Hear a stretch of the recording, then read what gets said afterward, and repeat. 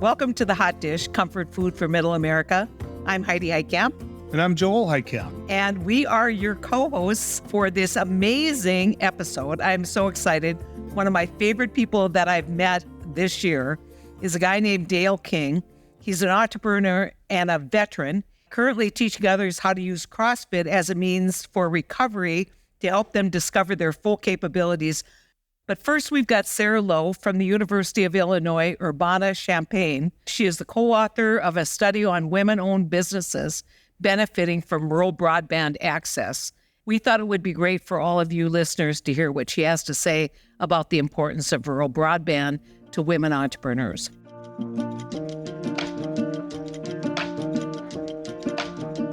My name is Sarah Lowe. I'm a professor and department head in agricultural and consumer economics at the University of Illinois, Urbana-Champaign. The University of Illinois, Urbana-Champaign is a land-grant university, so we do research, we do undergraduate teaching, and we also do extension, cooperative extension. And so that's a lot of my work is translating research and sharing it with people in rural America. My goal in life is to improve the livelihoods of people in rural America. If we go back and look over history, people in rural America have always been innovative and entrepreneurial, kind of out of necessity, right? We've been located a long distance from cities. We've had to invent things. We've had to fix things. So people in rural America are by nature very innovative, very entrepreneurial. Entrepreneurship is so important to the rural economy now because we have less and less employment in production agriculture in rural areas. So we need entrepreneurs to be starting new businesses, creating job opportunities for people in rural areas. We also really need entrepreneurs in our rural and small communities to provide quality of life amenities. There would be no coffee shop. There would be no piano lessons for our kids. There would be no daycare if we didn't have entrepreneurs. I think that anyone who takes a risk and provides management is an entrepreneur. And so when we look at kind of rural communities in America, we've got a lot of people who are hanging out their shingle, offering their goods and services to their local community. Women-owned businesses in rural America are really, really important. Yet when we look at entrepreneurs, we see there's not as many women entrepreneurs as there should be. The women-owned businesses are so vital because in rural areas, we really have a dearth of labor. We need as many people in rural America working, participating in the economy, providing services, improving the quality of life as possible. And so when women bow out of the labor force, perhaps they're doing elder care, perhaps with the onset of children, they're doing childcare. Maybe they don't have access to a daycare, and so they have to bow out of the labor force. That hurts the rural economy. I think that's why having women entrepreneurs is so important. So Dr. Tessa Conroy and I decided to look into this research that looked at women-owned businesses in rural America. And so we hypothesized, hey, do women participate more, maybe through entrepreneurship, if they have access to reliable high-speed internet? And that was kind of the impetus for this research. And indeed, we find that women in remote rural areas are starting businesses when they get high-speed broadband internet. It is just awesome. The effect in the remote rural areas was much larger than the effect in rural areas close to metropolitan areas. That suggests that these women were really hungry for that connectivity, for that access to markets that broadband provides. Women are able to connect with a small business development center counselor remotely if they have high-speed internet. They're able to connect with lenders to get financial capital. So broadband is so important for quality of life. It's important for education. It's important for healthcare. But I think it's really, really vital for businesses and for business development, more so in a rural area and in a remote rural area, especially. So I think it's really important that we provide both a policy environment that helps women entrepreneurs, but I also think it's really important that community leaders, people listening to this podcast, they can encourage women entrepreneurs, they can mentor women entrepreneurs, they can provide services to grow women entrepreneurship. So I think it's in our country's interest to keep people in rural America so that they can be such good stewards, so that they can maintain the quality of life, the schools, the hospitals, the grocery stores, the childcare facilities that we need to have people in rural America so that we can grow food, so we can take care of the water, so we can have access to energy. Those all require people to be in rural America. And so that broadband internet is really important. And having entrepreneurs, having people who are willing to take the risk to make their own job opportunity is so vital to the economy, but also the well-being of families in rural America.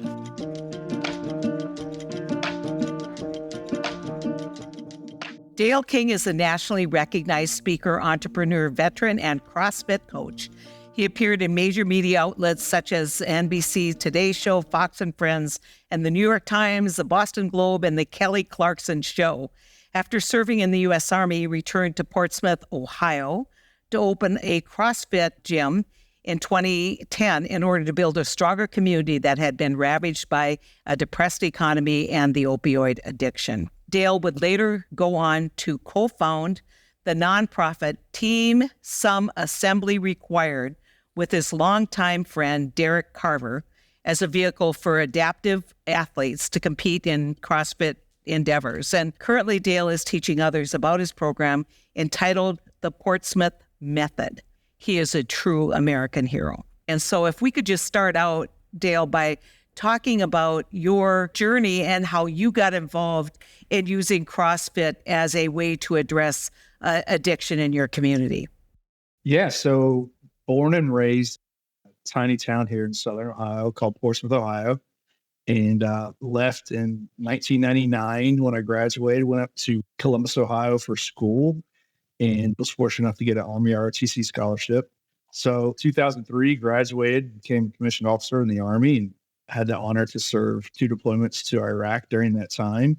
And that's when I started picking up CrossFit when I was in the Army, and was fortunate enough to get a job working for the Department of Energy. And there was a small outpost in my hometown. So came home, and really my only outlet that I had was working out as a way to help kind of transition back into the civilian world. But while I was gone, it just seemed like the town had completely done a 180. And what had happened is it's just been ravaged by the opioid epidemic. There's a great book, Dreamland by Sam Quinones, and pretty much documents the whole history of how pain pills started getting prescribed in the 90s and how that turned into heroin and now what we're dealing with fentanyl. And really that started here in Portsmouth. In the late 90s, there was a doctor and actually went to school with his kids, but he created the Scripts for Cash business model. And once that, he, I hate to use the word pioneered that, but he started that, and that quickly fled up and down the Ohio River and all over Appalachia. And so roughly the 10 years that I was gone, no businesses had came here.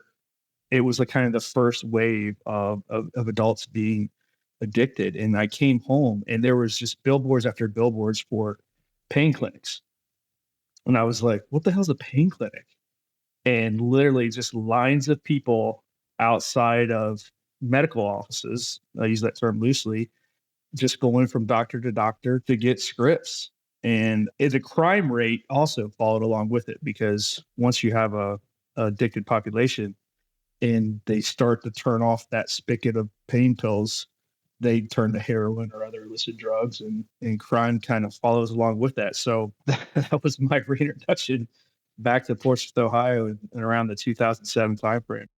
So you leave this town that you love, you're going to come back, maybe think about, reconnecting with old friends and with family and kind of living the life that you grew up living, and everything's changed. And it's not changed for the better. It has created huge problems. So tell us about kind of how your emotional reaction to that was, and then what you did to overcome that emotional reaction. I was kind of struggling myself, just trying to deal with reintegrating back into society. Nothing, dramatic or traumatic like PTSD or anything like that. But I had been to war and seen people die in service of their country. And I came home and I really felt no one else really understood and knew their sacrifice. And then two, what did they sacrifice for? To kind of see what had happened to my hometown. So luckily I had a therapeutic outlet in working out. And literally a lady approached me one day. She saw me working out in the corner of the gym. And she was like, I don't know what the hell you're doing, but I'm opening up a gym here in town. And will you come teach people how to do that? And I was like, well, sure. I get a free membership and we'll give it a go. And so that was my grand master plan into to entrepreneurs. And Can you kind of walk us through how you felt about all of the people who were addicted and, kind of that judgment that you came to addiction with? I kind of held a conventional point of view in that they were all weak-minded and it was their fault. And, quite honestly, I thought they were the mascots for the downfall of our town. And that viewpoint pretty much sticks to this day with a lot of people that, hey, it's your problem, it's your fault. You just need to say no and not do, the most addictive substance known to man. And really kind of angry at them. What I hear now is, and I'm ashamed to say this, is like, given enough time, the problem will solve itself. They'll all die eventually. And I'm ashamed to kind of be in that boat, but that was the boat that I was in early on. So how did you change your attitude? Was there like some lightning bolt from the sky that said, maybe you ought to rethink this? Or was it just gradually getting to know more and more people in town and seeing more and more kind of the trajectory or the history of how this happened? Well, it's funny what happens when you actually have a conversation with somebody that you're talking shit about. So it is, isn't it? So it's much easier just to talk about what an idiot they are and refuse to see where they're coming from. But what ended up happening several years later, I ended up opening up a gym, and then a few years later from that, a good friend of mine was on the executive team on a behavioral health center that was dealing with addiction, dealing with treatment, helping folks overcome addiction. If he said, "Hey man, I know you probably don't know this, but I'm in recovery," and I was like, "What's recovery?" I didn't even know what the term was, and he was like, "CrossFit and exercise and what this gym has been really instrumental in my own recovery. I'm taking a new position here, and I would like to figure out a way for you guys to come over and do classes for the clients and the staff." And I was like, "Yeah, that'd be great." Because I had seen what CrossFit had done for me as a veteran transitioning back. And I had been working with some men and women, adaptive athletes who had lost their arm or leg in combat or in a vehicle accident, and saw how therapeutic it was for them to overcome their trauma.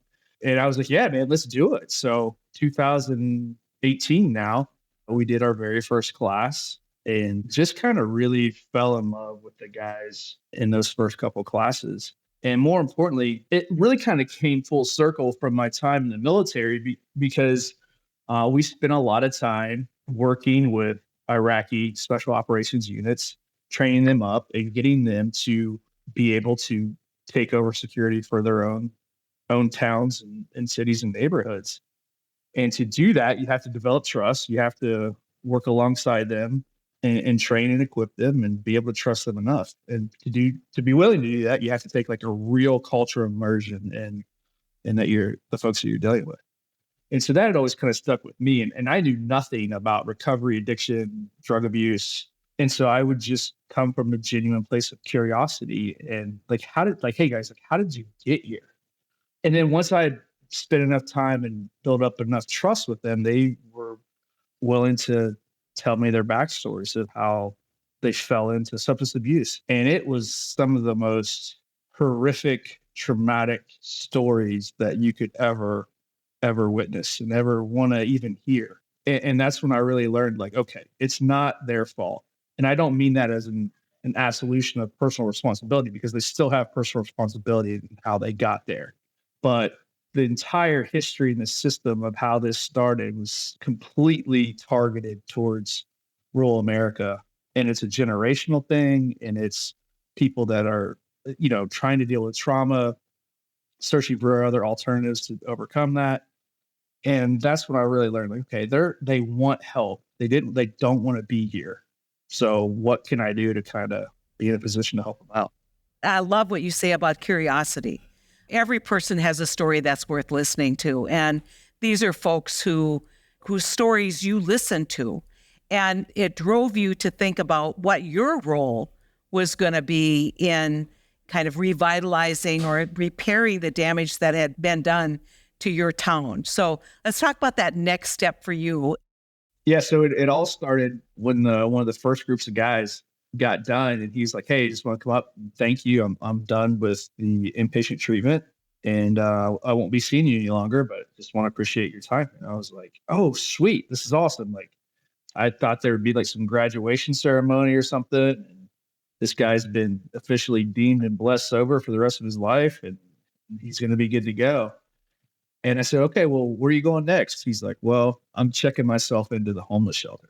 And I was like, "Whoa, why are we doing that? Like, don't you have a job and somewhere, a place to live?" He's like, "If I go back home, man, I'm going to end up relapsing." So myself and another one of my trainers just looked at him, and we're like, "Okay, tomorrow, 9 a.m., come to the gym. We'll give you a broom and a mop, and you can work out as much as you want until you figure something out." And that's literally how this whole thing started. That was 2018. Fast forward, he actually just had a baby boy a couple months ago, has a great fiance, is going to college now to get his degree in counseling, and is a coach for me as well. So it really started with him. And where we're at now is I own 3 small businesses here in Portsmouth, and we employ anywhere from 8 to 12 people, depending on the seasonality, who are all in recovery that all used to be clients. And it's some of the most fulfilling and rewarding work I've ever done, including my time in the military. They're just really some of the best people I could ever hope to encounter in my life. And I think it's always important in these parts of the story to say not everybody's going to have the experience of your first guy. I mean, the patience and the grace that we need to exhibit on relapse. And every addicted person is different. They react to the substance differently. There's actually 2 guys. Andrew's the guy that I'm talking about, but there's another guy that was completed around the same time as him, and they both kind of worked together, and he ended up relapsing. As a matter of fact, he stole some of my business partner's lawn tools and pawned them for drug money. And fortunately, we were able to track him down. And that's where having military experience kind of helped to go find him.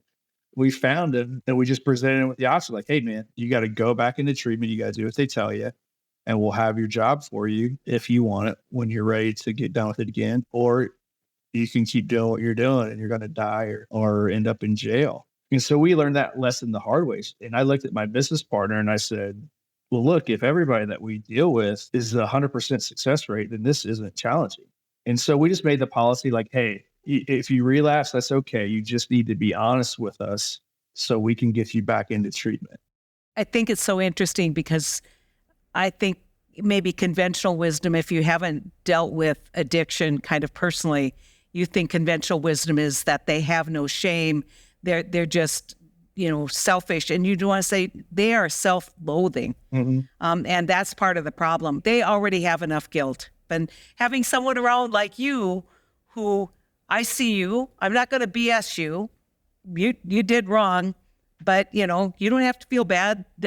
Take the next step. And I think that's so critical. And I think your story is just absolutely exceptional. And you were featured in a documentary called Small Town Strong, right? Mm-hmm. It's a project that took around 4 years, and it's a completely independently financed and independently produced. My Army buddy actually and his brother did all the work. We put it together, and it was designed to kind of be a developmental project, and we were just going to pitch it to streamers and networks. And we did. We had great meetings. We were able to get in the door, but surprisingly, Hollywood doesn't have much interest in highlighting small town addiction stories. So after getting rejected enough, we just said, screw it. We're gonna produce it ourselves. And which is what we did. And we got a distribution deal. It's streaming on Amazon Prime right now. It highlights the story of a really good friend of mine and several of the people here engaged in the fight. And these are real stories told by the people themselves. You are a patriot, and you make me feel like there's hope. Oh, wow. And I think it's rare to feel hopeful a lot of times in this country. But if we talk about bridging cultural divides, you've done it. You are an excellent example of a great veteran and a great American patriot. Well, thank you. Thank you so much, Dale. This has been great. Yeah, that flew. This might be one of my favorite podcasts I've ever done. I hope that you will go watch his documentary on Amazon Prime. It is Small Town Strong, and he is a real deal guy and absolutely an inspiration. And so, Joel, you should listen to the interview with Dale. You'll love him. Okay, Joel, summertime. You know, you've been bragging about your pumpkin patch. Yeah. To anyone who will listen. How goes the farming, Joel? Well, you know, it's my first year as a farmer, so I want to go on record on that. I think the key is when you're getting free land to grow pumpkins on from your cousin, don't choose the low land like he gave you. Make sure you talk him into the higher land, because as any farmer will ever tell you about rain, don't bitch about rain because it can shut off. Well, my pumpkins are dead because of rain, but that's a whole nother issue, Hyde. It's devastating, all the work we put into it. And quite frankly, it's just, when I look at it, I realize I'm meant to be a talk show host.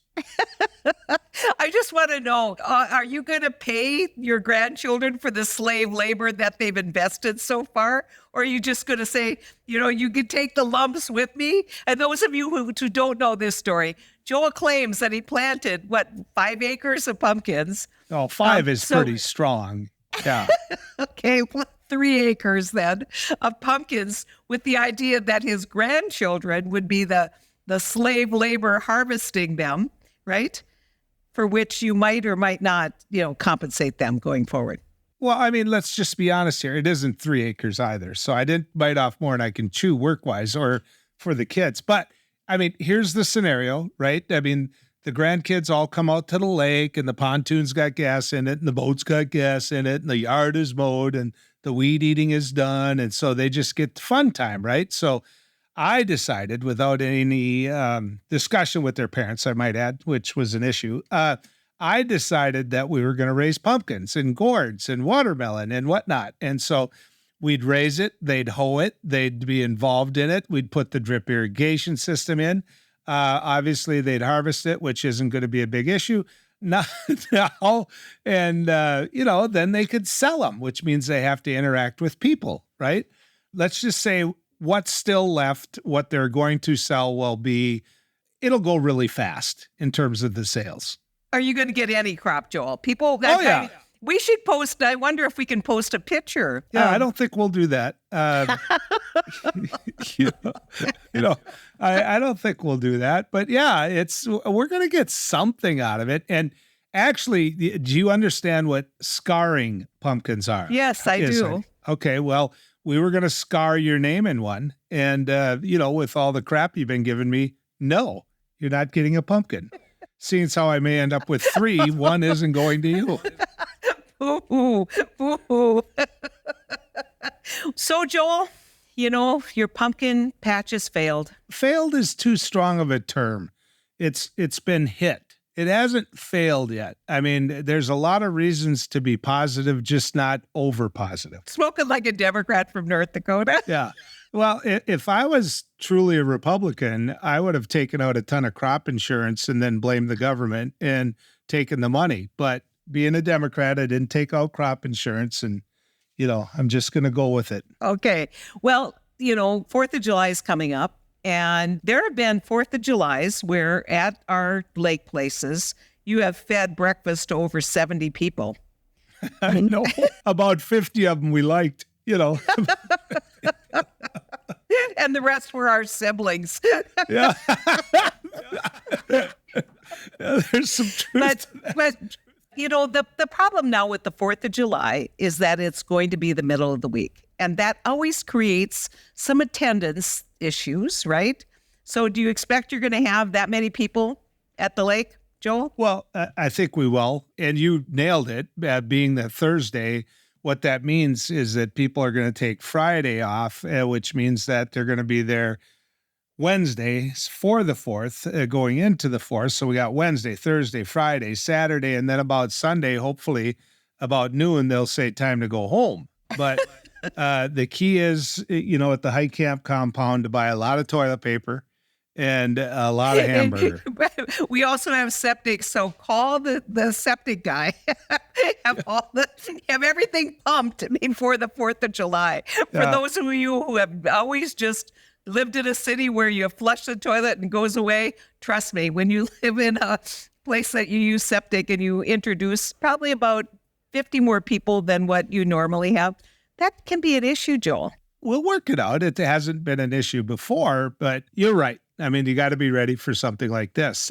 The key is to feed them a big breakfast. Then you don't have to feed them 3 times a day. If you feed them a big breakfast and then, something later in the afternoon, then they're good. If you feed them an early breakfast and it's something light like a muffin, you're going to have to feed them at noon. You're going to have to feed them for supper or Midwest term.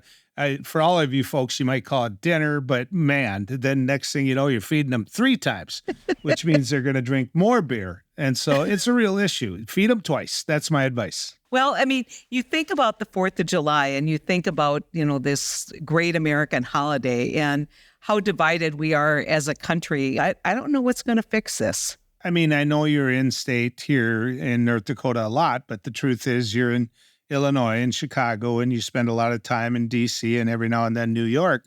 When you live here all the time like I do, what you see every day when you go to work are bumper stickers that don't represent the people that you might vote for. I mean, that's just the truth. And if you do, you have the potential of having your pickup keyed. So you just keep your head down. On the 4th of July, there will be a ton of pontoons out on our lake with Trump flags on them, right? And they'll go by and buy and buy our house because we're the only Democrats on the lake that they can pick on that side. So you just got to not care. You just got to look at it and say, and go about what you're doing, which means hopefully we won't blow the dock up again this year with fireworks. Remember that, Hyde? That wasn't my best 4th of July. Yep. Well, I've been telling people you don't see the level of enthusiasm. You don't see the number of Trump flags on pickups. You don't see, it doesn't mean that he's not going to win North Dakota big, but I think it's interesting. They did a rally last weekend on the Capitol grounds. They were expecting like 1,000, 2,000 people. They got maybe 100. And the boat parade, everybody said would be like 800 boats, and it was maybe 100. And so, people are too busy or they're just like over it. Well, and to tag on to that a little bit, you look at my state where I live, North Dakota, just went through a primary. And if you look at the vote totals in that, they didn't get anybody out to vote. And we had a hotly contested Republican primary where there were 4 Republican candidates all seeking the same job, and they campaigned. They put ads out there. They spent a lot of money, and nobody really turned out to vote. And so you're right when you say that there isn't any enthusiasm in it. I think if that's the case nationally, I think that actually hurts Donald Trump. I do. I know that people might disagree with me on that, but his strength has always been this dedication, this 15,000 person crowd, this holy cow, if they're for him, I've got to be for him. And I know the poll numbers are this way and that way, but I'm not picking up on that excitement. And I just think that to some degree, some of the people that are in the middle are sick of him. Well, Joel, we'll wait and see. Hopefully, we'll have a chance to talk about the conventions coming up. Are you going to both conventions again? No, I don't. As of right now, I'm not. We'll see if that changes. I love Milwaukee. I mean, Milwaukee's got brats, it's got beer. What the heck is not there to enjoy? My daughter went to Marquette. I've been to Milwaukee a number of times, so I'd love to go. We'll have plenty of time to talk about this, but in the meantime, tomorrow's the 4th of July. Go out and really celebrate what's amazing about this country, and think of ways that you can begin a dialogue to bring the country back together, right? Hopefully this 4th of July, have a conversation with someone you don't think you're going to agree with. Joel will have those because there will be a number of them on the compound at his lake house. I would add this, those warning things on the fireworks are real. If you don't believe me, come and see this great big dent that I have in my aluminum dock. I mean, the truth of the matter, it's life or limb. You got to send a risk every now and then. So, well, have a great 4th of July, Joel. You too, Hyde. Thank you for joining us today on The Hot Dish, which is brought to you by the One Country Project, making sure the voices of the rest of us are heard in Washington. Learn more at onecountryproject.org. And we'll be back in 2 weeks with more Hot Dish comfort food for Middle America.